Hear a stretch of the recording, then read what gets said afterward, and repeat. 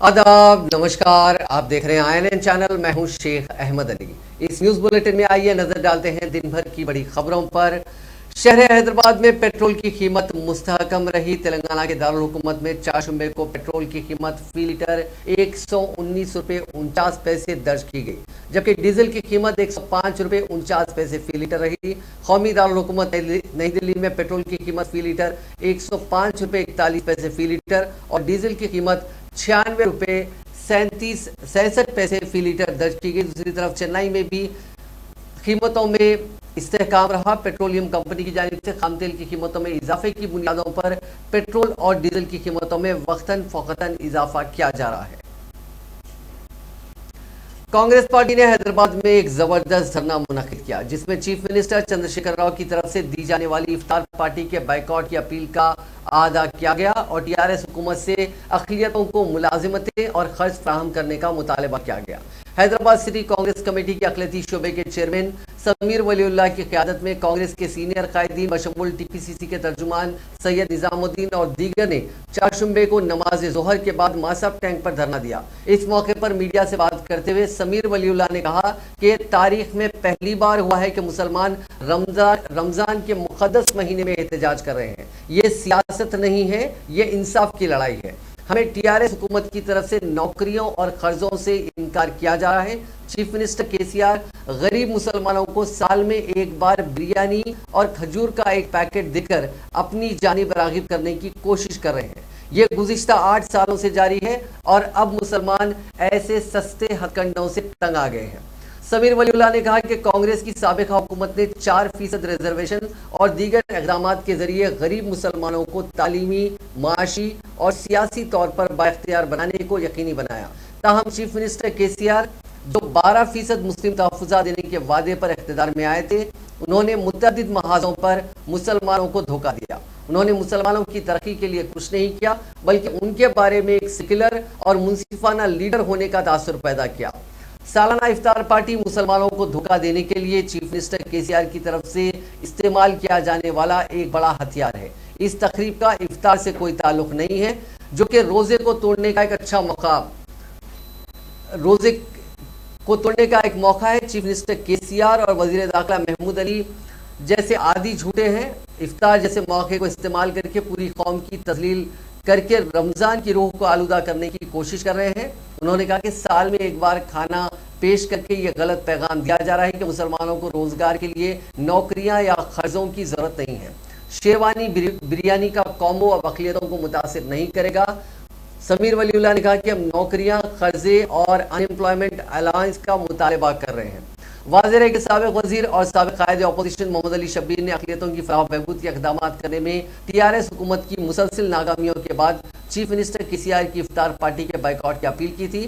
समीर वलीउल्लाह के मुताबिक बाइकआउट की अपील को ज़बरदस्त अवामी रद्द-ए-अमल मिला और कई मजहबी और समाजी तंजीमों और रहनुमाओं ने इसकी हिमायत की है।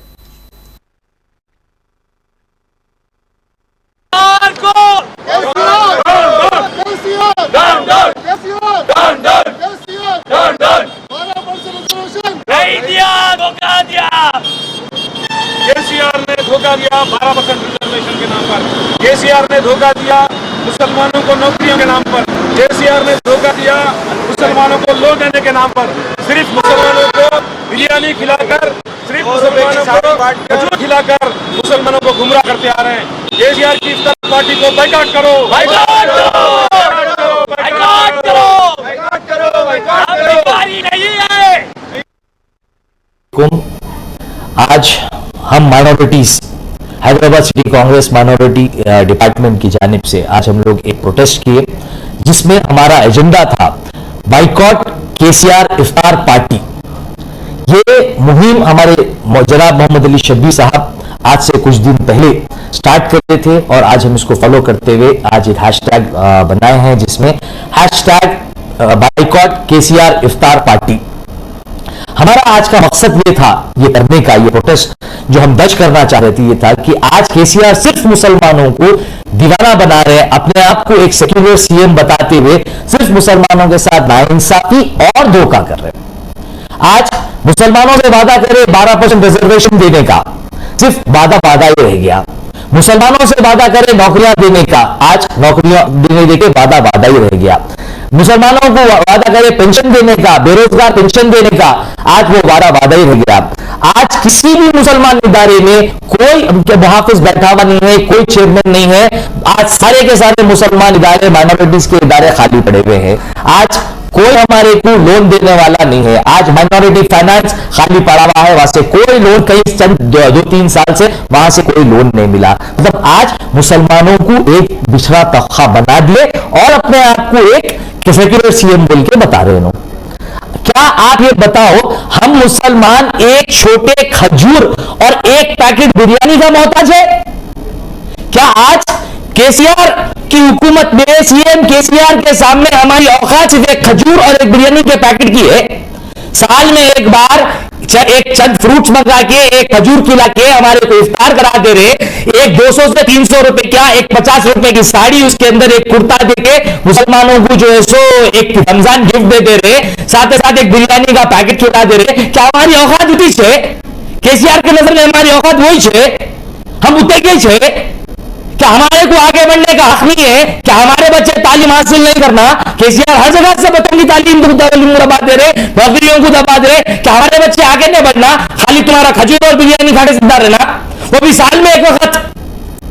तुम हमारे को भीख मत दो, हमारे को भीख नहीं चाहिए केसीआर साहब, हमारे को हमारा हक दो। तुम दलित बंधु लिए 15 लाख रुपए देके तुम हमारे को 15 लाख मत दो, हमारे 4 लाख गरीब मुसलमान फैमिली से 1 लाख रुपए तो दो, कम से कम 1 लाख दो, ताकि तुम्हारे वो भीख के खजूर को आके हमारे मुसलमान नहीं ठहरते, अपना रोजगार लगा लेते, कोई बंडी लगा लेता, कोई कुछ भी लगा लेता, मगर खुद मुख्तार होकर अपने कदमों पर ठहर जाता।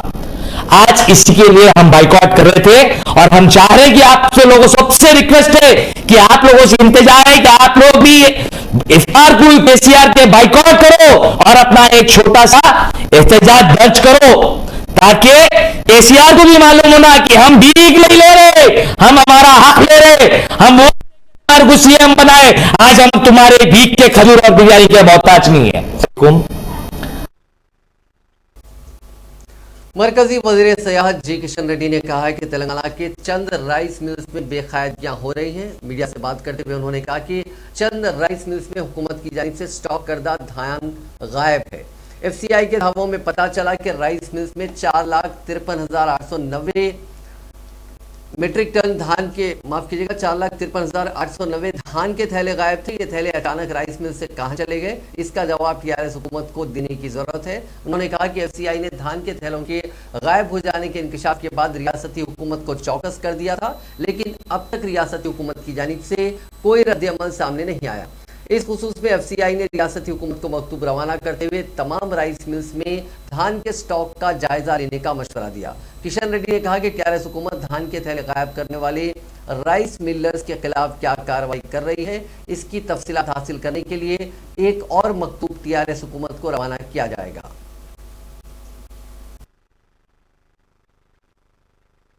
జీవితాలతో తన రాజకీయ స్వలాభం కోసం చెలగాటమాడేటువంటి ప్రయత్నం చేయడం జరిగింది.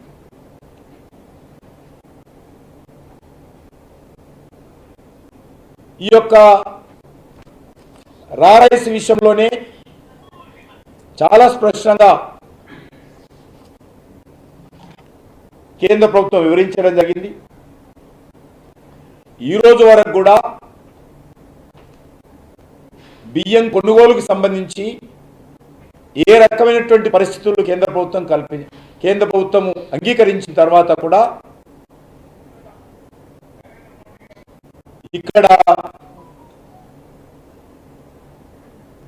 మరి మార్కెట్ యార్డ్లో కానీ లేక మహిళా సంఘాల నేతృత్వంలో జరిగేటువంటి గ్రామ కేంద్రాల్లో కానీ ఏ రకమైనటువంటి ఏర్పాట్లు చేయలేదు. మనకందరికీ తెలుసు 100 కేజీల ధాన్యానికి 60 కేజీల బియ్యము మనకు జనరల్గా యావరేజ్గా వస్తూ ఉంటుంది. అందులో तेलंगाना के वजीर इंफॉर्मेशन टेक्नोलॉजी के टी रामाराव ने एक मरतबा फिर मरकज के खिलाफ बरहमी का इजहार किया। उन्होंने ट्वीट करते हुए दीगर रियासतों के मुकाबले तेलंगाना के लिए मरकज की मदद पर मरकजी वजीर किशन रेड्डी और वजीर आजम मोदी पर तंज किया। उन्होंने इस खुसूस में मरकजी वजीर किशन रेड्डी, जिनका ताल्लुक हैदराबाद से है, उनके ट्वीट के अलावा मरकज की जानिब से दीगर रियासतों और तेलंगाना को मंजूरा इदारों का चार्ट पोस्ट किया। उन्होंने तंजिया ट्वीट करते हुए कहा कि रियासत के लिए बाविखार कौमी इदारे को लाने पर मुबारक हो किशन रेड्डी जी। उन्होंने एक और ट्वीट करते हुए कहा कि वो इंतजार कीजिए हस्बे मामूल। गुजरात के वजीर आजम ने फैसला किया है कि इस इदारे को जामनगर मुंतकिल किया जाएगा। तेलंगाना से मोदी जी की इम्तियाज की कहानी बिला रोक टोक जारी है। किशन रेड्डी ने ट्वीट करते हुए कहा था कि वजारत आयुष हुकूमत हिंद हैदराबाद में global centre for traditional medicine के क़याम का इरादा रखती है। मेरा ये पुख्ता यकीन है कि सेंटर हैदराबाद में कायम किया जाएगा। KTR की जानिब से पोस्ट करदा चार्ट में दिखाया गया कि 7 IIMs की मंजूरी दीगर रियासतों के लिए की गई, ताहम तेलंगाना के लिए एक भी ऐसा इदारा कायम नहीं किया गया। वजीर बल्दी नज़्म-ओ-नस्र के.टी. रामाराव का हेलीकॉप्टर के जरिए वरंगल आर्ट्स कॉलेज पहुंचने पर रियासती वज़रा अरवली दयाकर राव, सत्यवती राठौर, रुकन कानून साज काउंसिल कडियम श्रीहरी, रुकन असेंबली नरेंद्र, पार्टी कायदीन और कारकुनों ने वालेहाना खैर मकदम किया। वजीर बल्दी नज़्म-ओ-नस्र KTR ने वरंगल हनमकोंडा में ग्रेटर वरंगल म्युनिसिपल कॉरपोरेशन के तहत किए जाने वाले तामीरी कामों का इफ्तिताह अंजाम दिया। इसके अलावा कई दीगर कामों का संगे बुनियाद भी रखा। इसके अलावा नरसमपेट में मेगासिस लाइन का इफ्तिताह अमल में लाने के अलावा वरंगल कलेक्टर ऑफिस में आला ओहदेदारों के साथ उन्होंने जायजा इजलास मुनक्किद किया। శాసన మండలి సభ్యులు మరియు తెలంగాణ రాష్ట్రీయ రైతు సమన్వయ సమితి చైర్మన్ మరియు డైరెక్టర్, గౌరవ అతిథులు, గౌరవనీయులు శ్రీమతి గుండు సుధారాణి గారు, మేయర్ వరంగల్ మహానగరపాలక సంస్థ, గౌరవనీయులు శ్రీ కెప్టెన్ ఉడిదల లక్ష్మీకాంతరావు గారు, ఎంపీ రాజ్యసభ సభ్యులు, గౌరవనీయులు శ్రీ పసునూరి దయాకర్ గారు, ఎంపీ లోకసభ సభ్యులు వరంగల్, గౌరవనీయులు శ్రీ కడియం శ్రీహరి గారు, శాసన మండలి సభ్యులు, గౌరవనీయులు శ్రీ బండ ప్రకాష్ గారు, శాసన మండలి సభ్యులు, గౌరవనీయులు శ్రీ సిరికొండ మధుసూదనాచారి గారు, శాసన మండలి సభ్యులు, గౌరవనీయులు శ్రీ పోచంపల్లి శ్రీనివాసరెడ్డి గారు, శాసన మండలి సభ్యులు, గౌరవనీయులు శ్రీ బసవరాజు సారయ్య గారు, శాసన మండలి సభ్యులు, గౌరవనీయులు శ్రీ అలుగుబెల్లి నర్సిరెడ్డి గారు, శాసన మండలి సభ్యులు, గౌరవనీయులు శ్రీ తాటికొండ రాజయ్య గారు, శాసనసభ్యులు స్టేషన్ గన్పూర్. దండం పెట్టుకొని పోయి నాకు ఓటేమన్నాడు మోడీ గారు. ఏమన్నా 400 రూపాయలకే, అప్పుడు 400కే దండాలు పెట్టుకోండి, నాకు ఓటేయండి, నేను తగ్గిస్తా అన్నాడు. మరి వాళ్ళు ఏం చేసిండు? గుద్దుతే ఎంత అయింది? గ్యాస్ బండ 1000 అయిందా? మరి ఇప్పుడు ఎవరికి మొక్కాలి మనం? దేవునికి తూర్పు దిగి దేవునికి మొక్కాలి, ఎవరికి మొక్కాలి? 2 కోట్ల ఉద్యోగాలు ఇస్తా ప్రతి సంవత్సరం అని చెప్పిండు. తర్వాత టీవీలో పట్టుకున్నారు, ఒక రోజు పట్టుకొని అడిగారు, ఏమయ్యా మోడీ గారు, మరి నరక్తివి కదా బాగా, 2 కోట్ల ఉద్యోగాలు అంటివి కదా, ఎన్ని తినవు చెప్పు అన్నారు. ఏమంటాడు ఎరికినా? నీ టీవీ స్టూడియో బయట వాడు ఒక పిల్లగాడు బజ్జీలు వేస్తుండు, పకోడీ వేస్తుండు కదా, అది ఉద్యోగం అంటావా కాదా నువ్వు అంటాడు. అంటే బజ్జీలు వేస్తాడు ఆయన ఇచ్చిన ఉద్యోగమేనట, ఇడ్లీ బండి నడుపుకుంటాడు ఆయన ఇచ్చిన ఉద్యోగమేనట. ఇప్పుడు మన మీటి కాడికి ఇక్కడ అక్కడ ఇక్కడ పాపం పల్లీలు బఠనీలు అమ్మేటోళ్ళు ఉంటారు, వాళ్ళు కూడా మోడీ గారు ఇచ్చిన ఉద్యోగమేనట. అవన్నీ ఆయన ఖాతాలో రాసుకోవన్నట. 2 కోట్ల ఉద్యోగాలు ఇచ్చిందంట. అందుకే నేను చెప్తున్నా, అక్కల్లారా చెల్లెల్లారా, బాత్ కరోడో మే కామ్ పకోడో మే. మాటలేమో కోట్లల్లా, చేతలు చూస్తే మాత్రం పకోడీలు ఇట్లుంటాయి. విదేశాలలో స్విట్జర్లాండ్ లో ఆడ ఈడ దాచిన పైసలన్నీ తీసుకొచ్చి మీకు ఇస్తాను. वज़ीर बल्दी नज़्म-ओ-नस्र KT रामाराव के दौरे वरंगल के मौके पर रियासती वज़रा, पार्टी कायदीन और कारकुनों की जानिब से वरंगल के हर गली कूचे में KTR के इस्तकबाल के लिए जगह जगह फ्लेक्सीज लगाए गए थे। वरंगल को गुलाबी जिले में तब्दील कर दिया गया था। ग्रेटर वरंगल म्युनिसिपल कॉरपोरेशन की जानिब से KTR के फ्लेक्सीज बगैर इजाजत के लगाने पर 2 लाख रुपए जुर्माना आयद किया गया।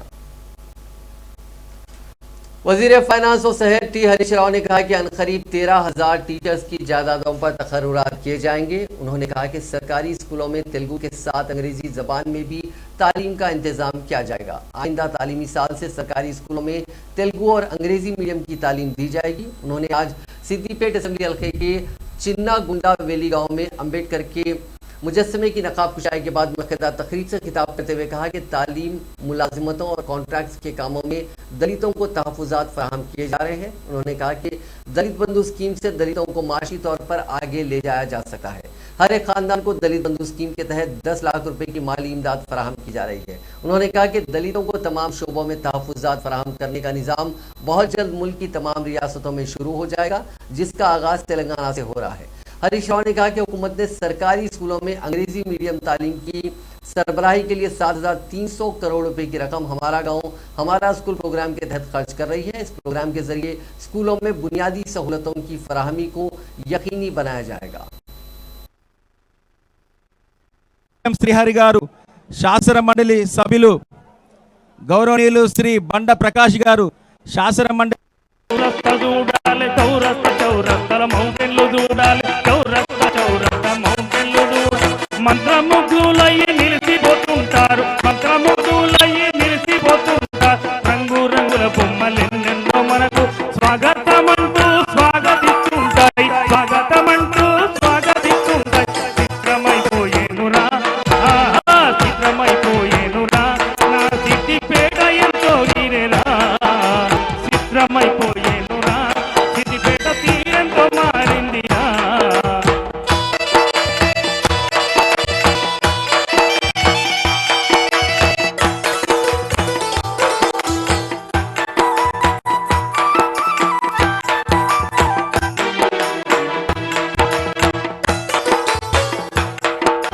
పొలిమేరలలో పొన్నాలలో ఉన్న పొలిమేరలలో రహదారుల పొంట చెట్లను చూడాలి రహదారుల పొంట తీరెంత మారిందిరా సిద్దిపేట ఊరెంతో మారిందిరా తీరెంతో మారిందిరా సిద్దిపేట ఊరెంతో మారిందిరా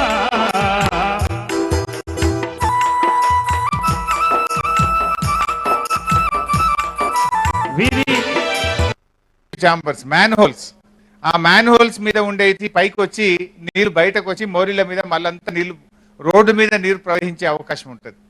ఇప్పుడే మనం ఏమనుకున్నాం, పందులు పోయినాయి జ్వరం మంచిగా అయింది, కోతులు పట్టకపోయినారు జ్వరం మంచిగా అయింది, అండర్ గ్రౌండ్ డ్రైనేజ్ వచ్చింది, జ్వరంత దోమలు ఈగలు తక్కువైతున్నాయి. నేను అలా కుక్క పిల్లలను పట్టుకొని కుటుంబ నియంత్రణ ఆపరేషన్ చేస్తుండ్రు. జర కొద్దిగా సిద్దిపేట మంచిగా పందులు లేకుండా, కుక్క పిల్లలు లేకుండా, దోమలు లేకుండా, ఈగలు లేకుండా, ఇంటి ముందు మురికి వాసన లేకుండా మనం అభివృద్ధి చేసుకుంటా ఉన్నాం. ఇది కాపాడుకునే బాధ్యత మీ మీద ఉన్నది, ప్రతి మహిళ మీద ఉంది. సిద్దిపేట పట్టణంలోని ప్రతి మహిళ మీద కూడా ఈ బాధ్యత ఉంది. మీరు అనవసరంగా చెత్త చెదారం అంతా కూడా ఆ పైప్లలో వేసేస్తే, మీరు ఆ సెప్టిక్ ట్యాంకుల ద్వారా పంపిస్తే ఏమవుతుందంటే అవి తట్టుకొని చౌకై మళ్ళీ మనకే ఇబ్బంది అవుతుంది. అందువల్ల మీరు దీన్ని కాపాడుకోండి. అందులోకి నీరు ఎంతైనా పోవచ్చు. మీరు రోజు तेलंगाना के वजीर ज़राअत निरंजन रेड्डी ने नौजवानों को मशवरा दिया कि वो ज़राअत में दिलचस्पी पैदा करें। उन्होंने कहा कि नौजवानों को खेती को एक मिसाल के तौर पर इख्तियार करने के लिए आगे आना चाहिए। वजीर मौसूफ ने हैदराबाद के राजेंद्र नगर में जयशंकर यूनिवर्सिटी ऑडिटोरियम में मुनक़िदा CIA के ज़ेर एहतमाम हाई एग्रीटेक साउथ 2022 कॉन्फ्रेंस में शिरकत की। इस मौके पर उन्होंने एग्रीटेक दस्तावेज भी जारी किया। बादजा खिताब करते हुए उन्होंने किसानों के लिए आलमी मियार की टेक्नोलॉजी लाने की तजवीज़ पेश की। वजीर ने कहा कि जिस्मानी मशक्क़त और फसलों को उगाने के लिए लगाई जाने वाली रकम के अखराजात को कम करने के लिए इख्तियारात किए जाएँ। उन्होंने कहा कि तेलंगाना हुकूमत किसानों की तरक्की के लिए कई स्कीमात पर अमल कर रही है। रैतु बंधु स्कीम किसानों को सरमायाकारी में मदद फराहम करने के लिए शुरू की गई है।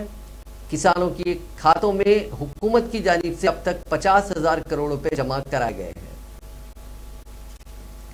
रियासती वजीर वी प्रशांत रेड्डी ने कहा है कि बैक वक्त 80,000 से ज़ायद सरकारी मुलाजिमतों पर तकर्रुरात अंजाम देना मुल्क में पहली मरतबा हो रहा है। अब तक किसी भी रियासत में इतनी तादाद में सरकारी मुलाजिमतों पर तकर्रुरात के इक़दामात नहीं किए गए। उन्होंने आज निज़ामबाद मुस्तक़र पर राजीव गांधी ऑडिटोरियम में प्री रिक्रूटमेंट कोचिंग का इफ्तिताह किया, जो महकमे पुलिस की जानिब से नौजवानों को सरकारी मुलाजिमतों के मसाबकती इम्तिहानात की तैयारी के लिए दी जा रही है। इस मौके पर कलेक्टर C नारायण रेड्डी, रुकने council Rajeshwar, police commissioner KR Nagaraju और दूसरे मौजूद थे। वज़ीर मौसूफ ने अपने ज़ाती अखराजात से तैयार करदा एक खुसूसी सॉफ्टवेयर का भी इस मौके पर इफ्तिताह किया, जिसके जरिए तुलबा को 57 मुख्तलिफ मसाबकती इम्तिहानात में शिरकत के लिए रहनुमाई की जाएगी। बाद मुनक़दा तकरीर से खिताब करते हुए प्रशांत रेड्डी ने कहा कि तेलंगाना की तश्कील का मुतालबा पानी, फंड्स और मुलाजिमतों में हुई नाइंसाफियों के खिलाफ शुरू हुआ था।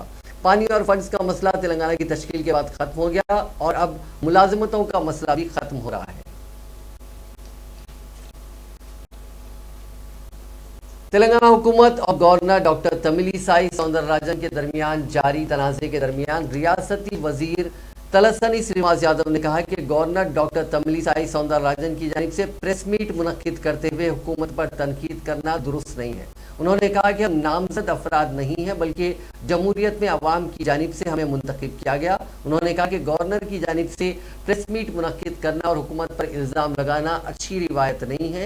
वज़ीर मौसूफ ने हैदराबाद में हुक्मरान जमात के हेडक्वार्टर्स तेलंगाना भवन में मीडिया से बात करते हुए इल्ज़ाम लगाया कि गवर्नर सियासी बातें कर रही हैं। उन्होंने तजवीज़ पेश की कि गवर्नर का आईनी दायरे कार में काम करना बेहतर होगा।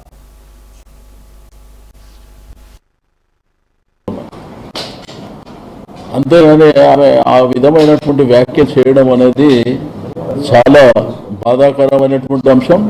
రెండోది బాధ్యత రహితం కూడా. ఎందుకంటే ఒక గవర్నర్ గారు చేయవలసినటువంటి బాధ్యతను ఆమె వదిలిపెట్టేసి ఒక రాజకీయ పార్టీ నాయకురాలాగా మాట్లాడడం అనేది బాధాకరమైనటువంటి అంశం. రెండోది గవర్నర్ తోని ప్రభుత్వానికి కంటిన్యూస్ గా వర్క్ ఉండదు ఎప్పుడు కూడా. బట్ ముఖ్యమంత్రి గారితో పనిచేయడమే టఫ్ అని చెప్పి మాట్లాడడం కూడా కరెక్ట్ కాదు. ఎంత రెస్పెక్ట్ చేయాలనో మా ప్రభుత్వం అంత గౌరవంగా, మా ముఖ్యమంత్రి గారు అంత గౌరవంగా ఆమెకు మర్యాద చేసినట్టు. सदर रियासती बीजेपी रुकने पार्लियामेंट बंडी संजय की पदयात्रा आज छठे रोज में दाखिल हो गई। आज उन्होंने गढ़वाल जिले में खम्मम जिले के बीजेपी कारकुन साई गणेश की खुदकुशी पर स्याह बांधकर एहतजाज किया और अवामुन्नास को खिताब करते हुए हुकूमत से मुतालबा किया कि वो साई गणेश की खुदकुशी की सीबीआई तहकीकात करवाएं। बंडी संजय ने तेलंगाना की टीआरएस हुकूमत और वजीर आला चंद्रशेखर राव पर इल्जाम आयद किया कि उनके रियासत में अमन व अमान की बरकरारी में नाकामी हुई है।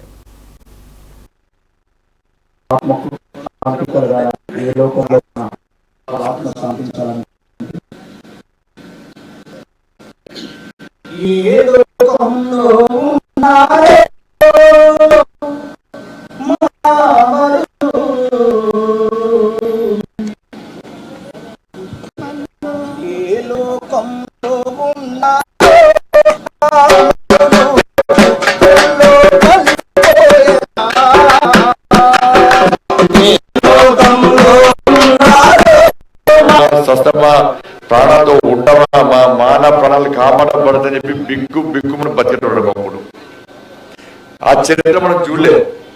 నిజాం కాలంలో ఈ అరాచకాలు అత్యాచారాలు చరిత్ర చూడలే కాబట్టి టిఆర్ఎస్ వాళ్ళు మనకు ఆ నిజాం చరిత్రని ఇప్పుడు చూపడుతున్నారు. ఇప్పుడు తెలంగాణ రాష్ట్రంలో టిఆర్ఎస్ పార్టీ నాయకులు వస్తుంటే ఆ నిజాం కాలం కంటే సినిమాల్లో విలన్ కంటే భయపడే పరిస్థితి తెలంగాణ రాష్ట్రంలో వచ్చింది. ఏడు చూసినా అత్యాచారాలు, హత్యలు, కబ్జాలు ఎక్కువ మాట్లాడితే వాళ్ళకు వాళ్ళే ఆత్మహత్యలు చేసుకునే స్థాయిలో తీవ్ర ఇబ్బందులు గురయ్యడం ఈ మధ్య జరుగుతున్న విషయాలను బట్టి స్పష్టమవుతున్నాయి. ఎక్కడ అత్యాచారం జరిగినా టీఆర్ఎస్ పార్టీ, ఎక్కడ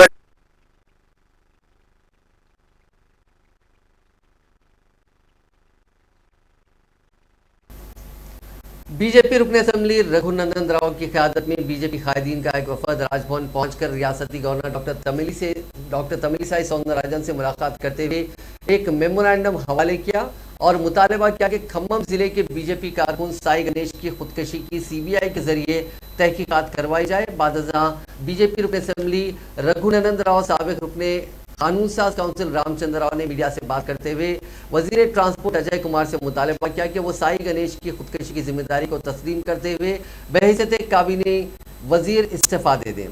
इसी दौरान बीजेपी के एक और रुकन असेंबली ईटला राजेंद्र ने आज खम्मम में साई गणेश की रिहाइशगाह पहुंचकर उनके अफराद खानदान से मुलाकात की। పక్షాల నాయకుల మీద పెడుతున్నటువంటి తప్పు కేసులు, ప్రతిపక్ష పార్టీల కార్యకర్తలని కౌన్సిలింగ్ పేరిట పోలీస్ స్టేషన్లకు పిలిచి ఉదయం నుంచి సాయంత్రం వరకు ప్రతిరోజు కేసులు లేకున్నా కానీ ఒక రకమైనటువంటి హ్యూమిలేషన్ గురి చేసి ఈ రాష్ట్రంలో భారతీయ జనతా పార్టీ నాయకులు కార్యకర్తల ఆత్మహత్యలకు కారణభూతం అవుతున్నటువంటి ఈ రాష్ట్ర పోలీస్ పనితీరుల పట్ల రాజ్యాంగం जो 2 खुदकुशी के केसेस हुए थे, ये 2 खुदकुशी के केसेस में आज भारतीय जनता पार्टी गवर्नर के पास उनके विषय पर हमने एक मेमोरेंडम दिया था और इस दोनों इंसिडेंट्स पे जिनमें टीआरएस के नेता और जो स्थानीय पुलिस है उनका इन्वॉल्वमेंट था, इसलिए हमने सीबीआई इंक्वायरी करने का कहा है और पुआड़ा अजय कुमार जो मिनिस्टर है उसको एक्सपेल किया जाए या नहीं तो वो रिजाइन करे, ये हमारा डिमांड था। हमने इस बात को गवर्नर के सामने रखा कि सीबीआई का इंक्वायरी जरूरी है। ये 2 इंसिडेंट ही नहीं, रामायणपेट और जो है खम्भम, ऐसे कई इंसिडेंट है जो बाहर नहीं आए, जो बाहर भी आए हैं। इससे पहले खम्भम में हुआ था, भद्राचलम में वहाँ एमएलए का बेटा उसके कारण एक रियल एस्टेट बिजनेसमैन ने सुसाइड किया। इससे पहले एक पुलिस इंस्पेक्टर ने सुसाइड किया। कोलार में एक सुसाइड का इंसिडेंट हुआ। स्टेट में हर जगह पर और अपने पेदापल्ली में एडवोकेट कपल्स का मर्डर हुआ। ये सब जगह में, सब चीज़ों में एक गैंग रेप हुआ। सब में टीआरएस के नेता या उनके बच्चों के नाम आ रहे हैं बाहर। तो ये क्या हो रहा है यहाँ पर? आज जंगल राज है टीआरएस यहाँ तेलंगाना में। ये जंगल राज, हम इसके विरोध फाइट करेंगे और गवर्नर साहब को हमने बताया कि सीबीआई इंक्वायरी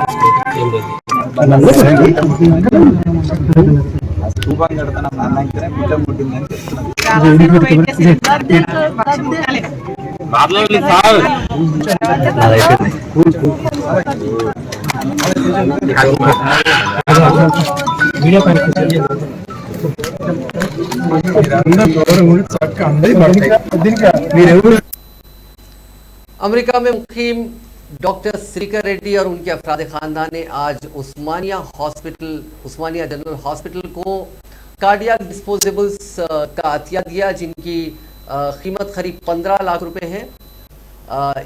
ये कार्डियक डिस्पोजल्स उन गरीब लोगों के काम आएंगे, उन ज़रूरतमंद मरीजों के काम में आएंगे जिनकी सर्जरी उस्मानिया हॉस्पिटल में होती है और वो डिस्पोजेबल्स की रकम देने के पोजीशन में नहीं होते हैं। इनके इस अतिये पर उस्मानिया जनरल हॉस्पिटल के सुपरिंटेंडेंट डॉक्टर बी नागेंद्र ने शुक्रिया अदा किया।